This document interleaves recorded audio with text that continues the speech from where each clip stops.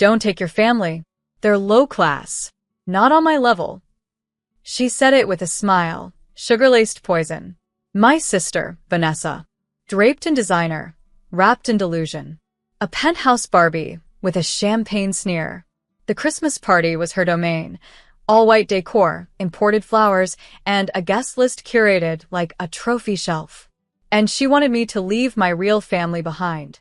The ones who raised me when our mother left. The ones who taught me to make rice stretch for days. The ones who had nothing, but gave me everything. My name is Elena James.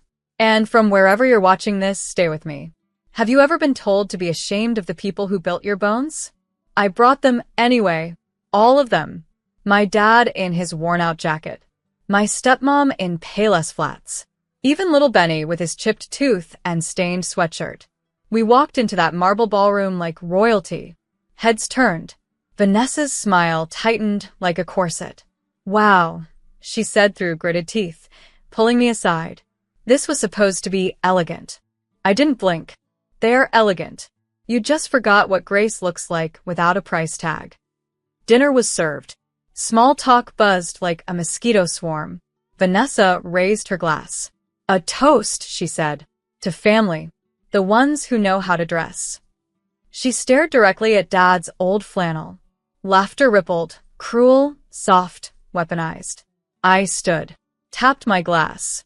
To my stepsister, I said, the one who thinks she's rich because her boyfriend pays for her handbags. The room froze. I smiled.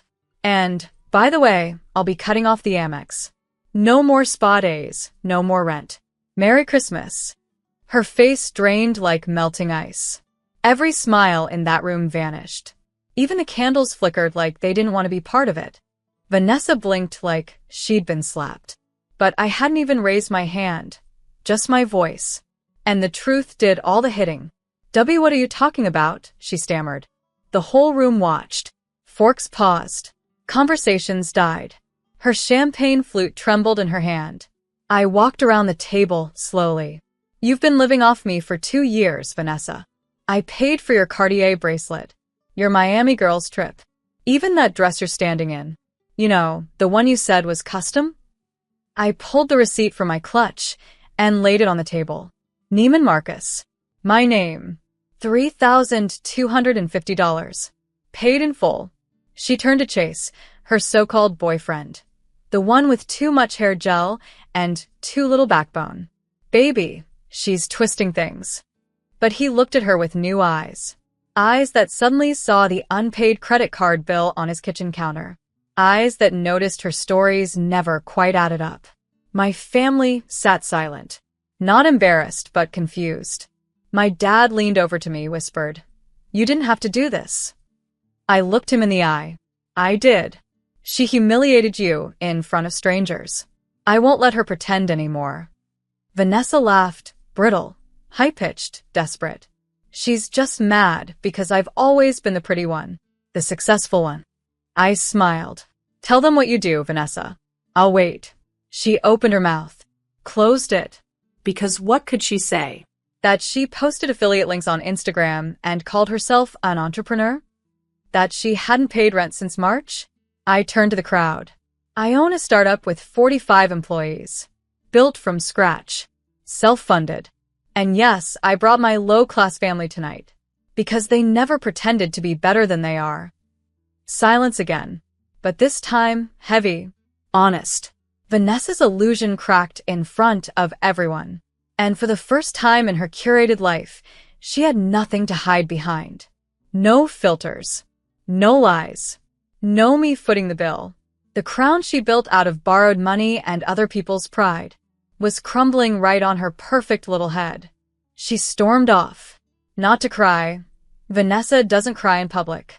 She poses like she's about to cry, waits for the sympathy, and then flips it into a story about someone else being jealous. But this time, no one followed her.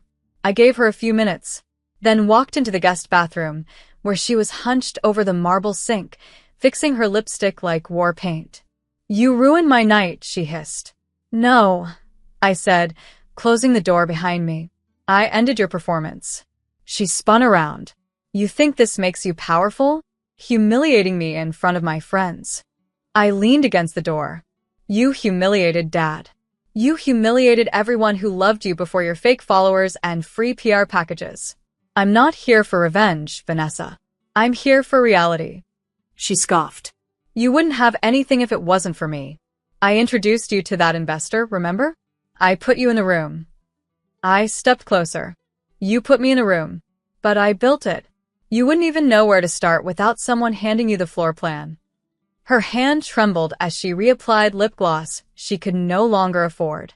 This isn't you, she whispered. You used to be quiet. You used to let things go. I nodded slowly. Yeah. I did. But then I realized silence only serves the ones who never shut up. She sank down on the edge of the bathtub, for once not posing, just exhausted. Not from work, from wearing a costume for so long. You can't just cut me off, she said, almost like a plea. I don't have anything else right now. I looked down at her, the sister who once poured soda in my shoes before prom, who laughed when I got rejected from colleges, who mocked Mom for working in retail. You don't have anything else because you burned every bridge behind you and never learned how to swim. I opened the door to leave. But before I did, I looked back and said, if you want to start over, Vanessa, you'll have to do it without using my name as a ladder. The party staggered on like a wounded animal. Glasses clinked, but no one really laughed anymore. People avoided eye contact, afraid the truth might jump out and stick to them. I returned to my family's table. Dad was rubbing his hands together, nervous. He'd worn cologne for the first time in years. Stepmom had curled her hair and smiled all night, even while Vanessa mocked her thrift store necklace. And now they just looked tired. I didn't mean for it to be like this, I said quietly. Dad smiled. You stood up. That's more than most people do in this world. I looked around. Vanessa's friends avoided me now. No more air kisses. No more fake admiration. Just a room full of people who couldn't figure out if I was a villain or the only honest person there. The band started playing something soft and spineless. The caterers brought out dessert, gold-dusted meringue, served cold. Vanessa stayed hidden. Chase approached the table, alone. He cleared his throat, his confidence now as wrinkled as his shirt sleeves. Hey, Elena, I didn't know all that. She told me she ran your company's social media, that she helped build your brand. I raised an eyebrow. She posted one graphic and spelled strategy wrong. He flushed. Well, I guess that's the last lie then. He pulled out a checkbook. Yes, a checkbook. And handed me a folded piece of paper. I know she owes you. I can't fix what she broke, but I can at least cover what's left. That's what real partners do. I unfolded the check. $14,000. Just a fraction of what Vanessa had burned in my name, but it wasn't about the money. It was the first time anyone associated with her had shown me respect. I handed it back. You want to do something meaningful? Let her clean up her own mess. And next time, ask the girl where her money comes from before you let her shame someone else's family. He nodded, walked away. Vanessa picked them for style. I picked mine for soul. And that's what really separated us. 3 days later, she posted a photo. Vanessa, in her bathrobe. No makeup. Caption. Just taking time to reconnect with what really matters. Family, gratitude, and authenticity. 2 hearts hashtag, healing hashtag, humbled hashtag, blessed. The comments flooded in. You're so strong, babe. Only real queens bounce back like this. We love a growth arc. I stared at the screen in disbelief. She was turning humiliation into a hashtag. My silence into her sympathy. She hadn't spoken to me since the party. No apology. No message. Just a carefully filtered rebrand, as if vulnerability was a prop she could borrow until the next invite-only gala. I sent her a DM. Simple. Direct. You don't get to hijack the truth. Not anymore. No reply. Just a story the next morning. Her standing on a balcony, holding a book upside down, captioned, "Growth is uncomfortable, but necessary." She was using my pain as her platform. Again. That afternoon, I got a call from a woman named Naomi, a podcast host who interviewed female founders. I saw the Christmas clip circulating, she said. It's raw. Brave. I'd love to have you on. My first instinct was to say no.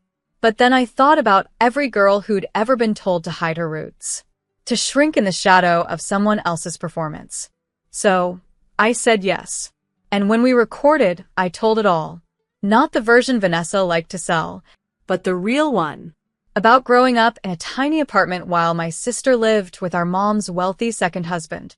About working 3 jobs in college while she got eyelash extensions with my tuition refund. About how I built my company at night while she borrowed my credit cards to look the part. The episode dropped that Friday. It went viral by Sunday. Not because I cried, but because I didn't. I told the truth without makeup or mercy. And the world listened. The next day, Vanessa called. Her voice shaky. You had no right. I exhaled. You had no idea who you were talking to at that table, Vanessa. But now you do. By Monday, brands started dropping her. The vegan skincare company she repped removed her from their homepage. The boutique clothing line she tagged in every photo posted a cryptic statement. We stand with real stories, not borrowed ones. Vanessa's followers dipped. Her sponsored content dried up. And suddenly, her world, the curated, polished, airbrushed illusion, began to crack. She texted me. Speech balloon, please. You don't know what this is doing to me. Speech balloon, I never thought it would go this far. Speech balloon, you've made your point, Elena. I didn't respond. Because this wasn't about revenge anymore. It was about consequences. The next day, my stepmom called. She's here. What? I asked. At her house. In the driveway. Crying. I drove over. Vanessa was sitting on the hood of her Mercedes like it still meant something. Mascara smudged. Nails chipped. Not camera-ready, human. When she saw me, she stood up fast. I lost everything. No, I said.